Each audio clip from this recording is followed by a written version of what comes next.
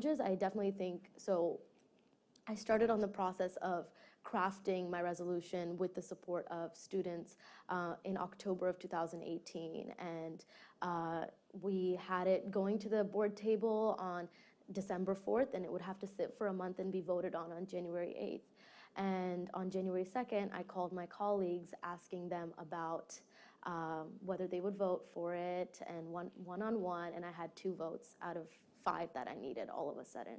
And in December, when it went to the table, I thought I would be able to get this resolution moving forward. So every sentence, every phrase, recrafting it to meet the needs, meet the qualifications, I guess, of the other board members. I think I would say that I probably, along with students, spent at least 30 to 35 hours just on the phone in the first week of January. But at the end of the day, it did pass. But like I said, some of the language that was added as a result of those conversations, like, for example, the community engagement piece, I knew that was an initial it was something that our board wanted included, but I knew that it would create a barrier to getting the voices who really, really, really need to be part of the conversation there because of the time and the location of both the community meetings and our board meetings, which our public comment period is usually in the middle of the day. So who are the parents who are going to come out of their job and come there? It's a self-answering question, right?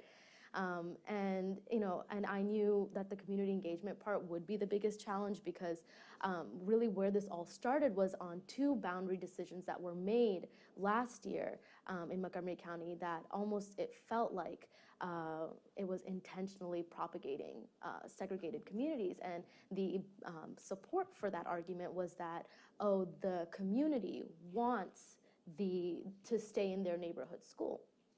But my question there would be, if you're going into this community, it's 70% Latinx, and you're telling, so a lot of, and it's 70% ESOL as well. So it's not only do students not speak English, but parents likely don't speak English either. And you're telling them they're gonna have to be on the bus for 10 more minutes to go to a new school. Versus you tell them that they're going to go to a school that actually has AC, that has a state-of-the-art building, that has computers in the media center, et cetera, et cetera. What answer are you going to get out of those 2 questions? So, that was just one example of how community engagement was crafted very specifically to warrant a specific outcome. Sure. And that was me before I was on the board. That's what I saw from the outside. So I knew the community engagement would put some roadblocks, but students are really turning out to those meetings, hearing a lot from these parents who do not want students of color in their schools.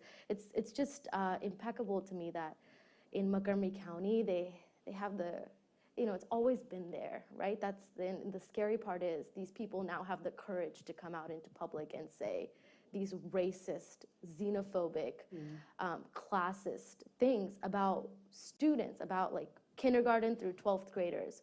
We're just trying to go to school and learn. That's all we want. And just because we put in these efforts to bring equity to our students doesn't mean that these populations, and one parent even said that you're dragging down the top, who are at the top, whatever that means, doesn't mean that you're taking anything away from them. If anything, putting diverse schools as a main initiative is only going to help all students thrive in the diverse world that we have ahead of us. So.